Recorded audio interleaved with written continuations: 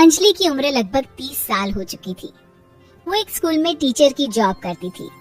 अंजलि के घर में उसकी माँ के अलावा उसका छोटा भाई और भाभी भी रहा करते थे। 30 साल की उम्र होने के बाद भी अंजलि की अब तक शादी नहीं हुई थी। इस बात को लेकर अंजलि की माँ रुक्मिणी देवी काफी परेशान रहा करती थी। माँ, मैं स्कूल जा रही हूँ, जरा मेरा टिफिन तो दे दीजिए। अब क्या पूरी जिंदगी मैं तुझे टिफिन बनाकर देती रहूंगी? अरे कुछ सोचा भी अपने बारे में या बस ऐसे ही? क्या माँ, सुबह सुबह फिर वही बातें लेकर बैठ गई। माँ गलत क्या कह रही है अंजलि दीदी, इतनी उम्र हो चुकी है आपकी, माँ कब तक आपकी सेवा करती रहेंगी? भाभी, मैंने माँ को कब कहा कि मेरी सेवा करो?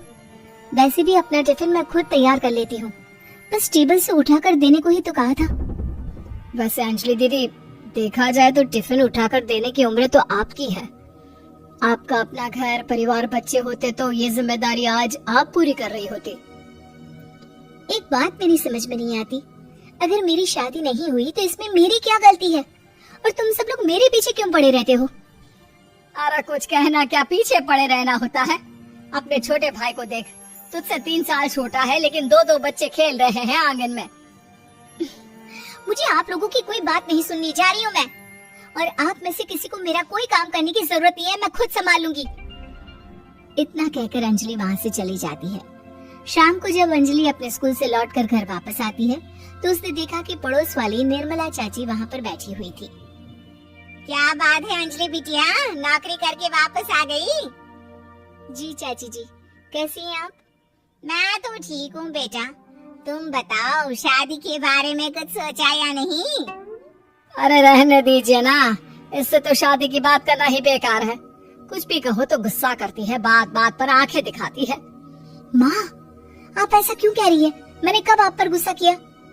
अरे अंजलि बेटा, तुम्हारी माँ ठीक ही तो कहती है, 30 की होने आई हो, अब तुम्हें भी शादी वादी कर लेनी चाहिए। चाची जी, आप तो ऐसे कह रही हैं जैसे शादी करने से मैंने मना किया हो। रहने दीजिए निर्मला चाची, हमारी अंजलि दीदी को अभी तक उनकी पसंद का दूल्हा नहीं मिला ना, इसीलिए वो शादी नहीं कर रही। भाभी, ऐसी कोई बात नहीं है। अरे तो फिर क्या बात है? तुम्हारी माँ ने तुम्हारे लिए इतने रिश्ते ढूंढे लेकिन तुम्हें कोई पसंद ही नहीं आता। क्या है ना चाची जी, हमारी ननद रानी नौकरी जो करती है ऐसे ही थोड़ी ना किसी को पसंद कर लेंगी। अरे भाई, नौकरी का घमंड है तो बात अलग है, कोई और बात हो तो बताओ, कोई रास्ता निकाला जाए। नहीं नहीं चाची जी, कोई बात नहीं है, बस मुझे अभी तक अपनी पसंद का कोई मिला नहीं है। सुन लिया आपने, इस लड़की के तो पर निकल आए हैं और इतनी उम्र में अपनी पसंद का कोई मिलेगा भी नहीं इसे। माँ, आप मेरी शादी को लेकर हमेशा मुझे ताने क्यों मारती रहती हैं? अपनी माँ की बातें तो ताने लगती है। ताने हैं? बताओ, मैंने कुछ गलत कहा क्या? देखो, ये सब छोड़ो, मेरी दूर की बुआ का बेटा है, उसकी अभी शादी नहीं हुई है, उम्र होगी कोई 34-35 साल। आप कहें तो बात आगे बढ़ाऊं? अरे हाँ हाँ, क्यों नहीं, ये भी कोई पूछने की बात है। अरे जल्दी से लड़की को यहाँ बुला लो। माँ, आप मुझसे पूछे बिना मेरी शादी की बात करने जा रही हैं और मेरी उम्र 30 भी पूरी नहीं हुई है। निर्मला चाची कह रही है कि वो लड़का 35 साल का है। अंजलि दीदी, आपको क्या लगता है इस उम्र में कोई फिल्म का हीरो आएगा आपके लिए? देखिए, अब पसंद और नापसंद की बात तो रहने दीजिए, पसंद करने की उम्र तो आपकी निकल चुकी, अब तो जो भी मिले उसी से शादी कर लीजिए, इसी में भलाई है। तेरी भाभी बिल्कुल ठीक कह रही है, अब जैसा रिश्ता मिले उसके लिए हाँ कर देना ताकि हम भी गंगा नहाए। ठीक है, चलिए मैं उस लड़के को कहती हूँ, वो कल ही अंजलि को देखने आ जाएगा। अगले दिन निर्मला चाची के दूर का रिश्तेदार अंजलि को देखने उसके घर आता है। उसका नाम था अजय। अंजलि जी, तो आप नौकरी करती हैं, वो भी स्कूल में? जी हाँ, मैं स्कूल में टीचर हूँ। हमारी बेटी बहुत होशियार है, अरे पढ़ने लिखने में इतनी होशियार है, इसीलिए तो इसकी नौकरी लगी है स्कूल में। हाँ हाँ ठीक है आंटी जी, जरा मुझे भी तो बात करने दीजिए आपकी बेटी से।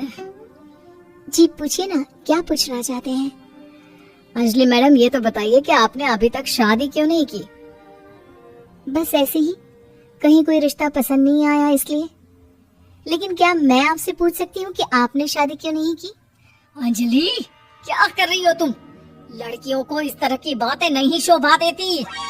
रहने दीजिए आंटी जी, आपकी बेटी काफी पढ़ी लिखी है, मैं उनके सवाल का जवाब दे ही देता हूँ। वो क्या है ना, मुझे भी अभी तक अपनी पसंद की कोई लड़की नहीं मिली। अच्छा, कोई बात नहीं। वैसे आपकी तनख्वाह कितनी है? कितना कमा लेती है महीने का? जी यही कोई 25,000 महीने। बस 25,000? इतने से क्या होता है? इतने से तो आजकल घर भी नहीं चलता। आपके कहने का क्या मतलब है? अरे मैं तो ये सोच कर आया था कि नौकरी वाली लड़की है, आराम से 40,000 कमाती होगी। माफ कीजिएगा, आपका और मेरा रिश्ता नहीं हो सकता। जी कोई बात नहीं, मुझे भी आपके साथ शादी करने में कोई इंटरेस्ट नहीं है। अंजलि, किस तरह की बात कर रही हो? घर आए रिश्ते को ठुकरा रही हो तुम। दीदी, अभी इस उम्र में आपको इतनी अकड़ नहीं दिखानी चाहिए। अच्छा खासा रिश्ता हाथ से निकल गया, कहीं ऐसा ना हो कि जिंदगी भर कुंवारी ही रह जाओ आप। कुछ दिन और ऐसे ही निकल जाते हैं और अंजलि की शादी कभी नहीं होती।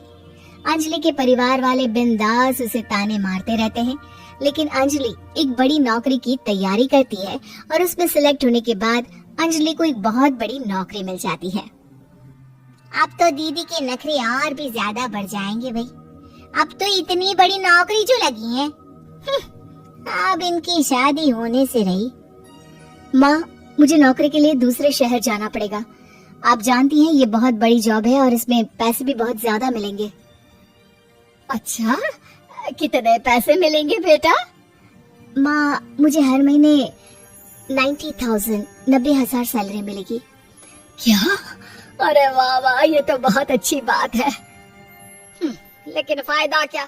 कितने भी पैसे मिले, शादी तो हुई नहीं ना तुम्हारी। अंजलि नौकरी करने के लिए दूसरे शहर में चली जाती है और जब कुछ महीनों के बाद वो वापस घर आती है तो उसे अपने पति के साथ देखकर उसके घर वाले हैरान रह जाते हैं। अरे अंजलि, तूने शादी कर ली और हमें बताया तक नहीं। और दामाद जी करते क्या है? इतनी बड़ी कार है उनकी। माँ, मैं आपको सब कुछ बताना चाहती थी, लेकिन आप सबके ताने सुनकर बहुत दुखी हो गई थी और इसलिए मैंने अपनी पसंद से शादी कर ली।